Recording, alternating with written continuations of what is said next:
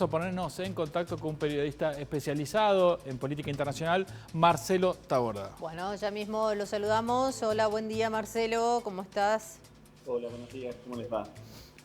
Muy bien, te queremos consultar qué es lo que ha pasado este fin de semana entre Israel y Gaza, para luego profundizar un poco.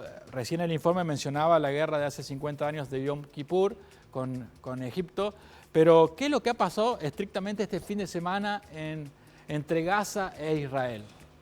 Bueno, primero hay que decir que la analogía que se establece con esa guerra fue justamente por, de alguna manera, el factor sorpresa o la manera en que el enemigo de Israel actuó coordinadamente y en dos frentes, si se quiere.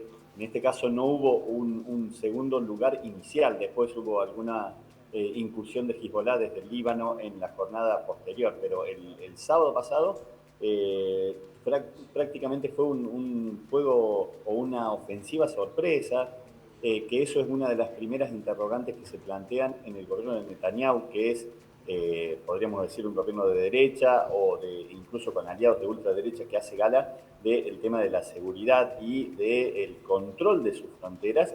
Y muchos reclamaron inicialmente cómo los servicios secretos israelíes no vieron venir una ofensiva de este tipo, tan coordinada, tan aceitada, en el sentido de que lanzaron una andanada de misiles mucho más en cantidad que lo que normalmente, por decir de alguna manera, suele ocurrir desde la Franja de Gaza, que está pegado al sur de Israel, es un enclave que está sitiado, donde viven más de 2 millones de personas, muy pequeño por cierto. Siempre hay que tener presente que en estos lugares estamos hablando de territorios que son muy pequeños. Si uno lo compara con lo que es en nuestro hábitat natural, aquí en Córdoba, por ejemplo, estaríamos hablando de distancias como de Córdoba a Carlos Paz, en algunos casos, o menos incluso, y tener esa situación tan, digamos, cercana en lo geográfico, bueno, generó también que la frontera esa tan controlada, tan sitiada y tan vallada, por decirlo de alguna manera, vio cómo se pasaban esos controles y esas vallas de seguridad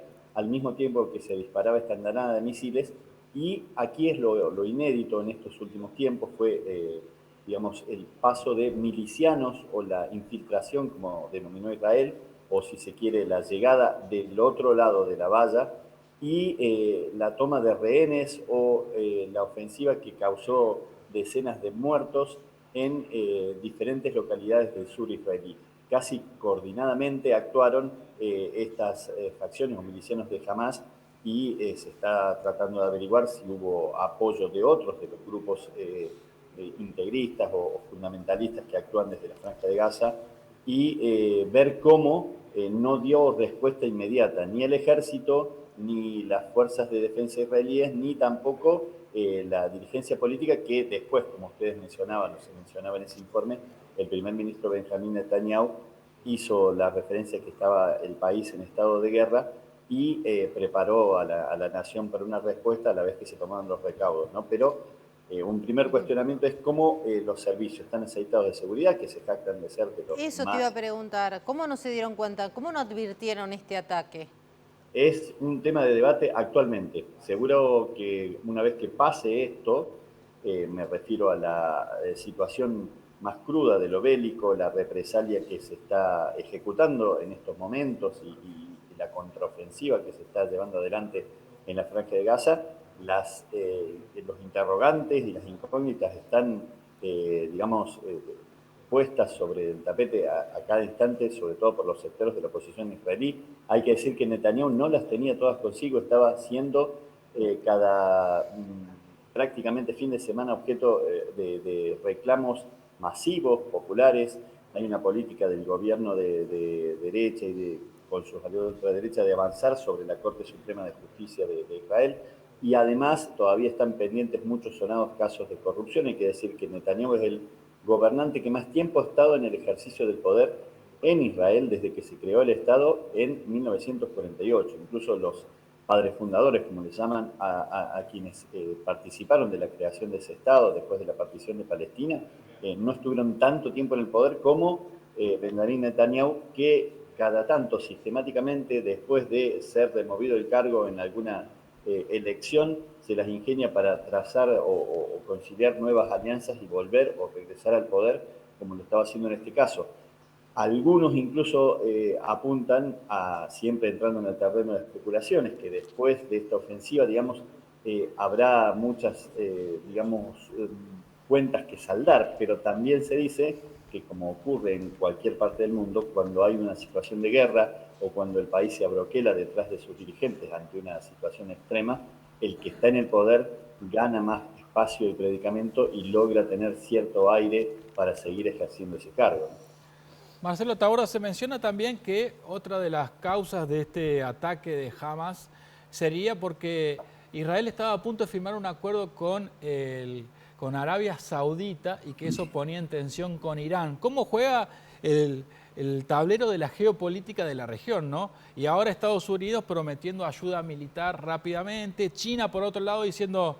Por supuesto, desde China condenan el terrorismo contra la población civil israelita, pero al mismo tiempo plantean la necesidad de que haya un Estado palestino, los dos estados del cual tanto se habla y poca realidad se ve, ¿no?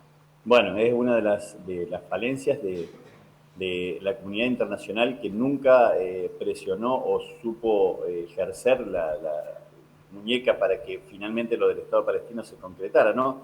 Israel se constituyó como Estado en 1948, eso originó la primera guerra de la independencia ante el rechazo de los países árabes que rodean a Israel. Siempre está latente uno cuando visita ahí, ante cualquier diplomático, cualquier docente de universidad, el argumento que se da, que es bastante cierto por otra parte, es que la lucha en cualquier guerra de Israel es la lucha por la supervivencia, o sea, perder una guerra significa desaparecer como Estado. Pero al mismo tiempo, por el otro lado, está el reclamo siempre vigente de la constitución de un Estado que se promete cíclicamente, sistemáticamente, y siempre queda atascado por alguna u otra circunstancia. Hay que decir que, digamos, hace muy poquito vos citabas la guerra de Yom Kippur, de la que se cumplieron el viernes pasado 50 años, y podríamos citar un poquito más atrás la foto en los jardines de la Casa Blanca del 13 de septiembre de 1993, que tal vez recuerden muchos, el apretón de manos que logra hacer de alguna manera casi forzada entre Yitzhak Rabin y Yasser Arafat, el presidente de entonces de Estados Unidos, Bill Clinton. También estaba el canciller por entonces israelí, que luego también fue primer ministro, Shimon Peres.